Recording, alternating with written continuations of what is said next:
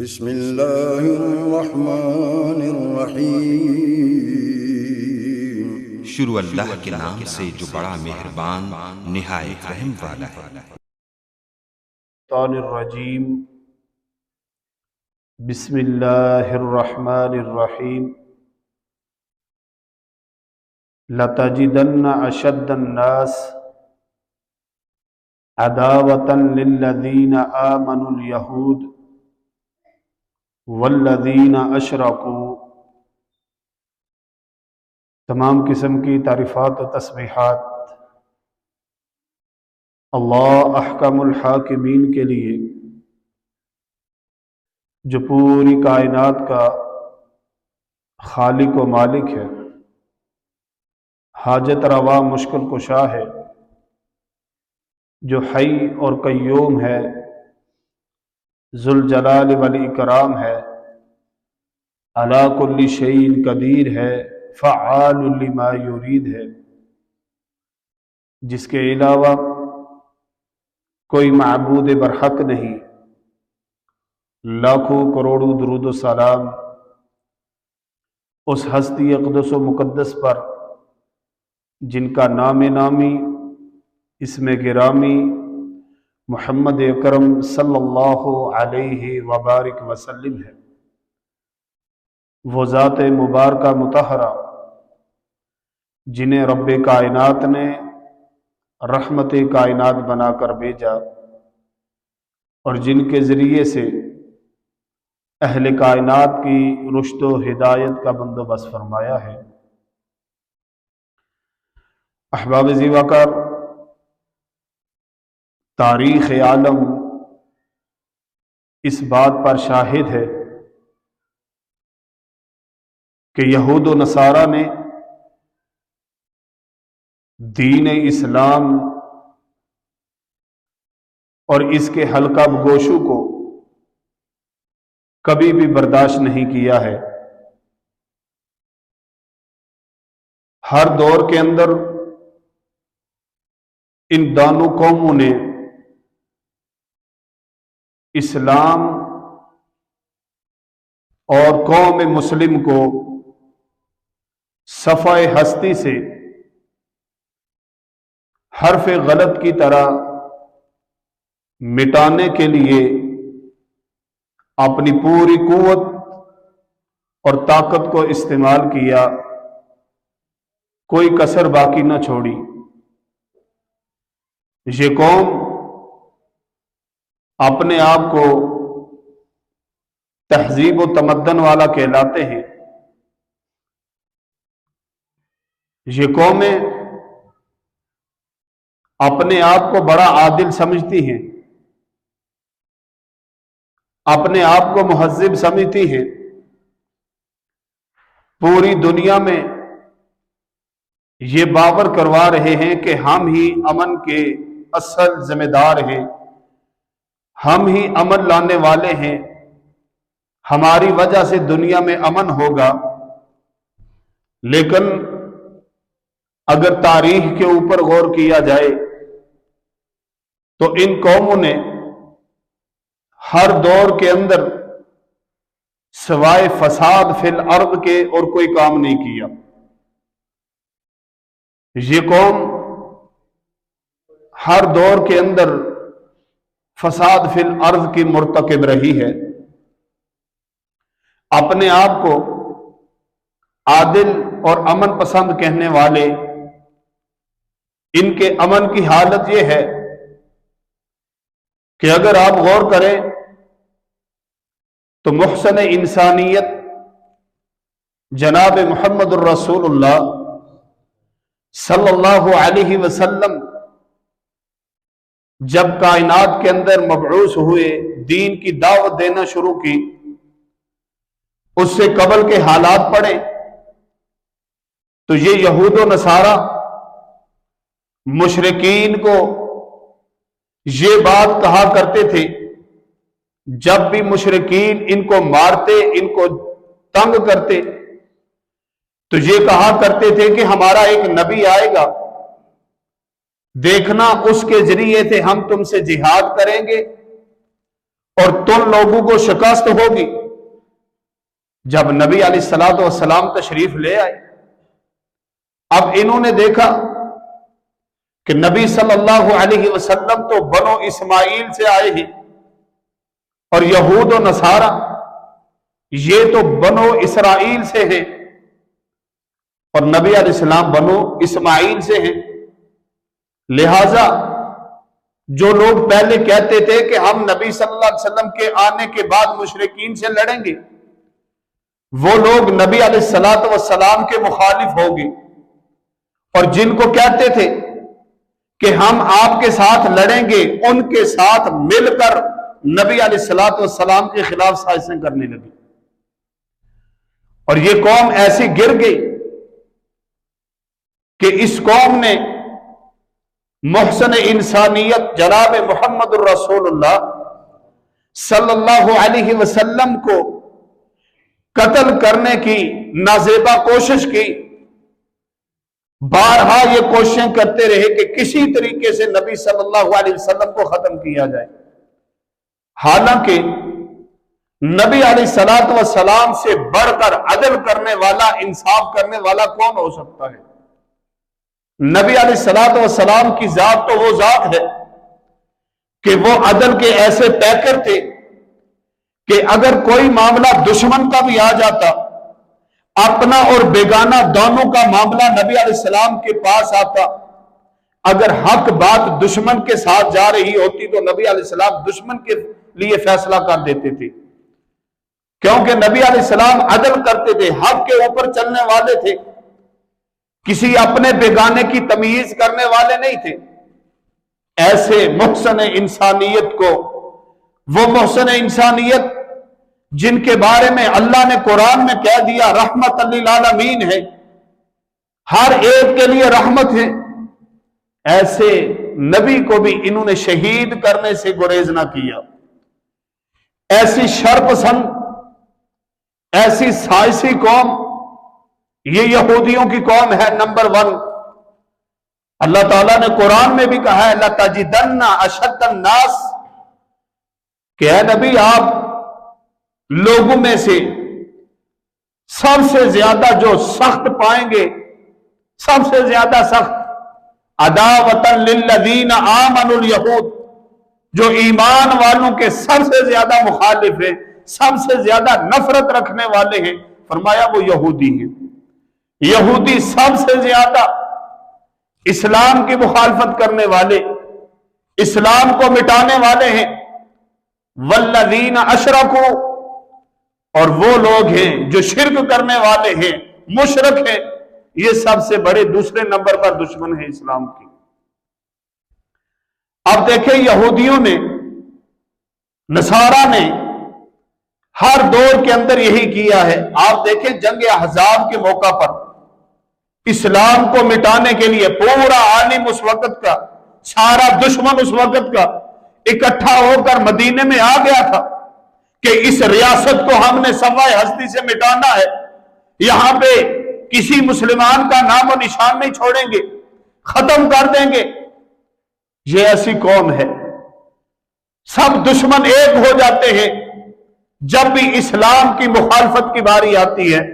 ان کی آپس کی دشمنیاں الگ ہیں، حالانکہ یہودی اور عیسائی ایک دوسرے کے دشمن ہیں، مشرک یہودی اور عیسائیوں کے دشمن ہیں، لیکن اسلام کے معاملے میں یہ ایک پلیٹ فارم پہ جمع ہے۔ ان کا عقیدہ نظریہ ایک ہی ہے کہ ہم سب مل کر اسلام کو صفائے ہستی سے مٹائیں گے، اور اس کے لیے یہ سعی کر رہے ہیں، خاموش نہیں بیٹھے۔ ہر دور کے اندر انہوں نے اپنا کام کیا ہے۔ میرے بھائیو یہ بات یاد رکھنا، جب بھی ان دونوں قوموں کو، بلکہ جب بھی کفار کو، مشرکین کو، یہود و نصارہ کو غلبہ حاصل ہوا ہے تو انہوں نے ہمیشہ فساد فی الارض کا کردار ادا کیا۔ نبی علیہ الصلوۃ والسلام نے مکہ فتح کیا تو اعلان کیا تھا کہ جو بیت اللہ میں داخل ہو جائے گا اس کے لیے امن ہے، جو فلاں گھر میں داخل ہو جائے گا اس کے لیے امن ہے، جو اپنا دروازہ بند کر لے گا اس کے لیے امن ہے، لڑائی صرف اس سے ہے جو اپنا اسلحہ اٹھا کر مسلمانوں کا مقابلہ کرے گا۔ اور ہر جگہ پہ مسلمانوں نے یہی کیا ہے کہ جب بھی کہیں غلبہ حاصل کیا تو مسلمانوں نے عام معافی کا اعلان کیا ہے، لیکن اس کے برعکس آپ ان قوموں کی تاریخ کو ذرا پڑھیں۔ ایک انگریز عیسائی مصنف ہے، جان بیکٹ اس کا نام ہے، اس نے اپنی کتاب میں لکھا ہے کہ 1100 سے ایک سال کم 1099 عیسوی کے اندر یروشلم پر جب عیسائیوں نے قبضہ کیا، قبضہ کرنے کے بعد ان عیسائیوں نے تقریباً 70,000 مرد و خواتین اور بچوں کو تاطیر کیا ہے، 70,000 کے قریب۔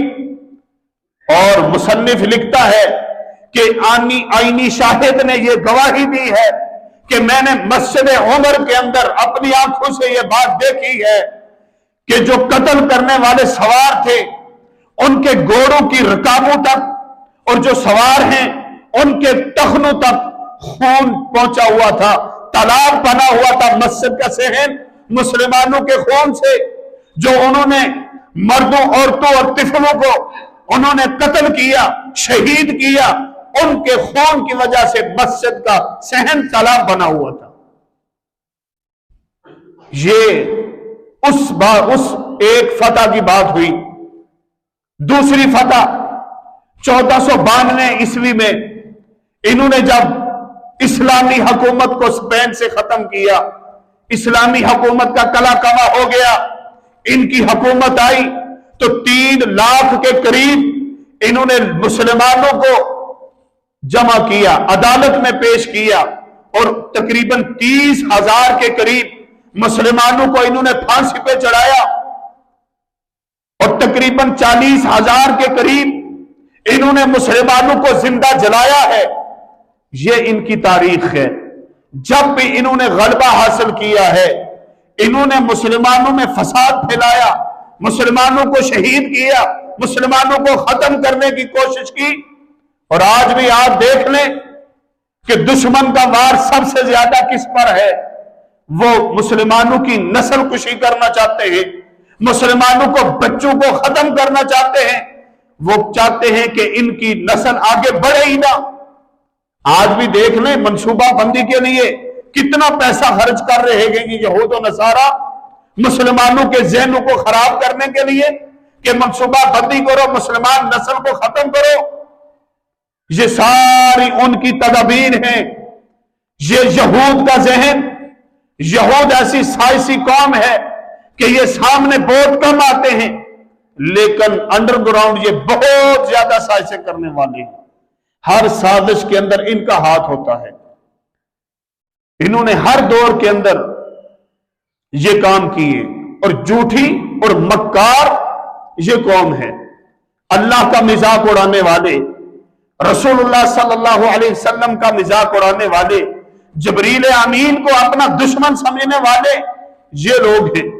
عبداللہ بن سلام رضی اللہ تعالی عنہ فرماتے ہیں جب ان کو پتا چلا کہ نبی صلی اللہ علیہ وسلم کائنات میں مبعوث ہوئے، یہ بہت بڑے عالم دین تھے یہود کے، جب ان کو پتا چلا آخری نبی آ گئے تو ظاہر بات ہے بہت بڑے عالم تھے، ان کے ذہن میں سوال آئے کہ اگر یہ سچے نبی ہوئے تو جواب دیں گے۔ آئے نبی علیہ السلام کی خدمت میں حاضر ہوئے، کہنے لگے اللہ کے رسول صلی اللہ علیہ وسلم آپ نبی ہیں؟ فرمایا جی ہاں میں نبی ہوں۔ کہنے لگے میرے 3 سوال ہیں اور ان 3 سوالوں کا جواب نبی کے علاوہ کوئی بندہ نہیں دے سکتا، لہذا اگر آپ نبی ہیں تو ان سوالوں کے جواب دیجئے۔ پہلا سوال کیا کیا؟ پہلا سوال یہ کیا، کہا کہ جنت کے اندر کون سا پہلا کھانا جنتیوں کو کھلایا جائے گا؟ اسی طرح انہوں نے کہا قیامت کی نشانیاں کیا ہیں؟ تیسرا سوال انہوں نے کیا کہ بچہ ماں باپ کے کیوں جاتا ہے، اس کا ریزن کیا ہے؟ ماں کی طرف مشابہت رکھتا ہے تو کیوں؟ باپ کی طرف ہے تو کیوں؟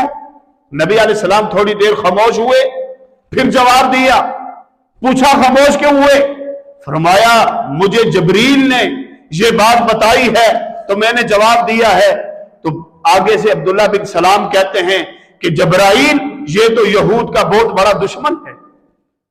پھر عبداللہ بن سلام رضی اللہ تعالی عنہ، ظاہر بات ہے ایک عالم تھے، یہودیوں کے بہت بڑے، اسلام قبول کر لیا، مسلمان ہو گئے۔ اب یہ قوم جھوٹی قوم تھی۔ عبداللہ بن سلام نے جب اسلام قبول کیا، کہنے لگے اللہ کے رسول صلی اللہ علیہ وسلم، ان لوگوں کو میرے بارے میں ابھی علم نہیں ہے کہ میں مسلمان ہو گیا ہوں، لہذا لوگ آپ کے پاس آ رہے ہیں، میرے بارے میں ان سے پوچھنا۔ خود چھپ جاتے ہیں۔ آئے یہود کے کچھ بندے نبی علیہ السلام کے پاس بیٹھے، فرمایا عبداللہ تم میں سے عبداللہ بن سلام کون ہے؟ جب پوچھا تو آگے سے کہنے لگے کہ اعلمنا وابن اعلمنا، کہ عبداللہ بن سلام وہ بندہ ہے جو ہم میں سے سب سے بڑا عالم ہے، سب سے بڑے عالم کا بیٹا ہے۔ وَأَخْيَرُنَا وَابْنُ أَخْيَرِنَا، کہنے لگے کہ ہم میں سے سب سے بہتر عبداللہ بن سلام ہے اور سب سے بہتر کا بیٹا ہے۔ اب دیکھیں اتنی تعریف کی کہ ہم میں سے سب سے بڑا عالم بھی ہے اور عالم کا بیٹا بھی ہے، اور کہنے لگے ہم میں سب سے بہتر بھی ہے اور سب سے بہتر کا بیٹا بھی ہے۔ آپ صلی اللہ علیہ وسلم نے فرمایا پھر اگر وہ کلمہ پڑھ لے تو تمہارا کیا خیال ہے؟ نبی علیہ السلام نے سوال کیا کہ اگر وہ مسلمان ہو جائے تو تم کہتے ہو کہ سب سے بہترین ہے، تو اگر تمہارا سب سے بہترین ہی اسلام قبول کر لے تو تم بھی اسلام قبول کر لو گے؟ کہتے ہیں یہ ہو نہیں سکتا۔ اتنی دیر میں عبداللہ بن سلام باہر نکلے، کہنے لگے کہ اشہد ان لا الہ الا اللہ واشہد ان محمدن عبدہ ورسولہ، جیسے ہی کلمہ پڑھا تو فوراً بول کر کہنے لگے، فوراً سے پہلے بولے، کہنے لگے وشرنا وابن شرنا، عبداللہ بن سلام وہ ہے جو ہم میں سب سے زیادہ برا تھا اور اس سب سے برے کا بیٹا تھا۔ اب ایک ہی جگہ پہ بیٹھے، پہلے کہہ رہے ہیں سب سے بہتر، اور جب کلمے کا پتہ چلا، اسلام کا پتہ چلا کہ یہودیت کو چھوڑ کر ایک سچے نبی کے دین پر آئے، اسلام پر آئے، جو انہوں نے اپنی من گڑت کتابیں بنائی ہوئی تھی، جو انہوں نے تحریفیں کی ہوئی تھی، ان تحریف شدہ کتابوں کو چھوڑ کر قرآن کے اوپر یہ آگے نبی علیہ السلام کی پیروی کرنے پہ آگے ہیں، فوراً کہنے لگے کہ وشرنا وابن شرنا، یہ ہم میں سے سب سے برا ہے اور سب سے برے کا بیٹا ہے۔ یہ قوم ایسی قوم ہے کہ فوراً جھوٹی دلالی کرنے لگ جاتے ہیں۔ اور آج بھی آپ دیکھ لیں کہ social media, print media, electronic media کوئی بھی ہے، سارا انہی کے ہاتھ میں ہے، اور انہوں نے اپنی مرضی سے خبریں نشر کروانی ہوتی ہیں، اپنی مرضی سے یہ کام نکلواتے ہیں، ان جانا پوائنٹس کو استعمال کر کے مسلمانوں کے ذہنوں کو خراب کرنے کے لیے جیسی خبر چاہیں ویسی چلوائیں گے۔ اور آج آپ دیکھ لینا اس کا نتیجہ کہ ہم مسلمانوں میں سے اکثریت کی سوچ کہاں چلی گئی ہے، اکثریت کی سوچ میں کیا چل رہا ہے، اسلام کے بارے میں کیا خیالات رکھتے ہیں۔ ہم لوگ ان کی سازشوں کا حصہ بن رہے ہیں، وہ قوم جو کرتی ہی سازشیں ہے، آج ہمیں ان سے پیار ہو رہا ہے، ان سے محبت ہو رہی ہے، ان سے الفت ہے ہماری، ہمارا اٹھنا بیٹھنا، ہم اپنا کلچر ان جیسا بنانا چاہتے ہیں۔ میرے بھائیوں، آج یہود کے خلاف لڑنا ہے، اور لڑنے سے پہلے ہمارے اندر جو بڑا چیلنج ہے وہ یہ ہے کہ آج ہم نے سب سے پہلے اپنے اندر سے وہ یہود و نصارہ کا، وہ یہود و عنود کا جو کلچر ان کا پایا جاتا ہے، اس کلچر کو سب سے پہلے اکھیڑنا پڑے گا۔ جب ہمارا اٹھنا بیٹھنا، ہمارا طرز زندگی وہ ان کے مطابق ہوگا تو پھر ہم ان کے خلاف لڑیں گے کیسے؟ پھر ہم ان کا مقابلہ کیسے کریں گے؟ جب ہماری چال ڈال ہی ان جیسی ہے، جب ہمارے گھر کے اندر ان کا قانون چلتا ہے، ان کا کلچر چلتا ہے، ہمارے جسم پر ان کا بنایا ہوا فیشن چلتا ہے، ہم ہر کام میں ان کی نقالی کرتے ہیں، ان کی جو ہے نا پیروی کرتے ہیں، پھر کیسے ان سے لڑیں گے؟ پھر کیسے ان کا مقابلہ کریں گے؟ ظاہر بات ہے جب ہر کام میں ان کی نقالی کریں گے، نبی علیہ السلام کی پیروی چھوڑیں گے، تو ہمارے دلوں کے اندر سے ایمان نکل جائے گا۔ جب ایمان نکلے گا تو مقابلے کی سکت نہیں رہتی، کیونکہ مقابلہ ہمیشہ مسلمان لڑتا ہے تو مسلمان اللہ کے بھروسے پہ لڑتا ہے، کیونکہ مسلمان کے پاس سوائے اللہ کے اور کوئی چیز نہیں۔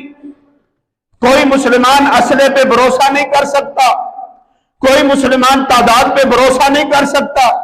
اگر مسلمان کا بھروسہ ہے، توکل ہے، اعتماد ہے، تو وہ ایک اللہ کی ذات پر، کیونکہ مسلمان کو پتہ ہونا چاہیے، اور مسلمان جو حقیقی مسلمان ہے اس کو پتہ بھی ہے کہ جہاں پہ مال جواب دے جاتا ہے، جہاں پہ اسلحہ ماند پڑ جاتا ہے، جہاں پہ کثیر تعداد بھی جواب دے جاتی ہے، وہاں پہ ایک اللہ کی مدد آتی ہے، اور ایک اللہ کی مدد ہی انسان کو کامیاب کرتی ہے۔ ہم نے جب بھی اپنے اسلحے پہ غرور کیا، مسلمانوں نے جب بھی اپنی تعداد پہ غرور کیا، تب مسلمانوں نے مار کھائی ہے، تب مسلمانوں کو شکستیں ہوئی ہیں۔ جب بھی مسلمانوں نے رب پہ اعتماد کیا، تب اللہ نے ان کو فتح عطا فرمائی ہے۔ میرے بھائیو آج بھی دیکھ لیں، ہمارے پاس آج خبریں ہیں، آپ سنیں مسلمانوں کے ساتھ کیا کر رہے ہیں۔ ہمارے اختلاف ہی نہیں ختم ہو رہے، جی یہ فلاں ہے، یہ فلاں ہے، اس کا یہ عقیدہ ہے، اس کا یہ عقیدہ ہے، مسلمان آپس میں لڑ رہے ہیں۔ الکفر ملت واحدہ، اور کفار ساری دنیا کے ایک ہو رہے ہیں۔ غزہ اور فلسطین کے اندر جو مسلمانوں کی بیت المقدس والے مسلمان ہیں، لڑائی کے لیے تیار ہیں۔ مسلمانوں کا جو آپس میں معاملہ ہے، اسرائیل وہ بیت المقدس کو چھیننا چاہتا ہے، اور اس کی مدد کرنے کے لیے وہ امریکہ تیار بیٹھا ہے، یورپ والے تیار ہیں کہ ہم اسلحہ بھی دیں گے، ہر چیز دیں گے، اور ادھر سے ہمارا پڑوسی ملک انڈیا وہ کہتا ہے کہ ہم انڈیا ادھر فلسطین کے اندر جا کے جو ہے نا اپنے نعرے کو بلند کریں گے، جو ان کا جے ماتا اور جے شری رام والا نعرہ ہے وہ لگائیں گے، اور اس بیت المقدس کے اندر کھڑے ہو کے لگائیں گے، اور ہم اسرائیل کا ساتھ دیں گے۔ اسرائیل مال مانگے گا مال دیں گے، اگر سپاہی مانگے گا سپاہی دیں گے، جو چیز اسرائیل کہے گا ہماری مدد وہاں پہنچنے کے لیے تیار ہے۔ کفر تو اکٹھا ہو رہا ہے، اور مسلمان بکھر رہے ہیں، مسلمانوں کے اختلاف ہی ختم نہیں ہو رہے۔ مسلمان اپنے بیت المقدس کو بچانے کے لیے کیا کر رہے ہیں آج؟ اور یاد رکھنا، بیت المقدس ان کا اصل ہدف ہے، وہ اس کو چھیننا چاہتے ہیں، وہ اس کو گرانا چاہتے ہیں، ہیکل سلیمانی بنانا چاہتے ہیں۔ ان کا عقیدہ اور نظریہ ہے، یہود کا یہ عقیدہ اور نظریہ ہے کہ ہیکل سلیمانی تعمیر ہوگا تو ہمارا جو پیشوا ہے، رہنما ہے، کون؟ دجال، وہ آئے گا۔ جب دجال آئے گا تو ہماری مدد ہوگی، وہ ان کا سب سے بڑا لیڈر ہے، وہ دجال کو اپنا لیڈر مانتے ہیں، اس کے لیے راہیں ہموار کرنے کی کوشش کر رہے ہیں۔ میرے بھائیو یہ بات یاد رکھنا، ہم کچھ نہیں کریں گے تو نہیں، ہم سوئے رہیں گے تو یہ مت سمجھنا کہ ان کو کوئی پوچھنے والا نہیں۔ میرے نبی صلی اللہ علیہ وسلم کی صادق زبان سے، سچی زبان سے یہ الفاظ نکلے ہیں کہ یہود اس دنیا سے ختم ہوں گے، حتیٰ کہ اگر کسی درخت کے پیچھے چھپیں گے تو درخت بول کر کہے گا کہ میرے پیچھے یہودی چھپا ہے، اس کو قتل کرو۔ اگر کسی پتھر کے پیچھے چھپیں گے، پتھر بول کر کہے گا کہ اس کو قتل کرو۔ میرا ایمان ہے، ہر مسلمان کا ایمان ہے کہ یہودی سمائی ہستی سے مٹیں گے، لیکن میرے بھائیوں بات کرنے کی یہ ہے کہ میرا اور آپ کا کردار کیا ہے، ہم نے کیا کردار ادا کرنا ہے اس کے لیے۔ آج میرے بھائیوں بہت بڑی ضرورت ہے اس بات کی کہ مسلمانوں کے اندر جذبہ جہاد کو اجاگر کیا جائے، آج مسلمان موت سے ڈر رہے ہیں، آج مسلمانوں کو جانیں پیاری ہو گئی، مال پیارے ہو گئے، محبت ہو گئی اپنے گھروں سے، محبت ہو گئی اپنی گاڑیوں سے، محبت ہو گئی اپنے گھروں سے، اپنے مال سے، اپنی دولت سے، اپنی جان سے، اپنی اولادوں سے۔ اسلام سے محبت ختم ہوتی جا رہی ہے۔ میرے بھائیوں، آج ضرورت ہے، اور ہم علماء پہ، میں سمجھتا ہوں کہ اس دور کے اندر ہم علماء پہ بہت بڑی ذمہ داری عائد ہوتی ہے کہ جہاد کو ابھارا جائے، جہاد کو عام کیا جائے۔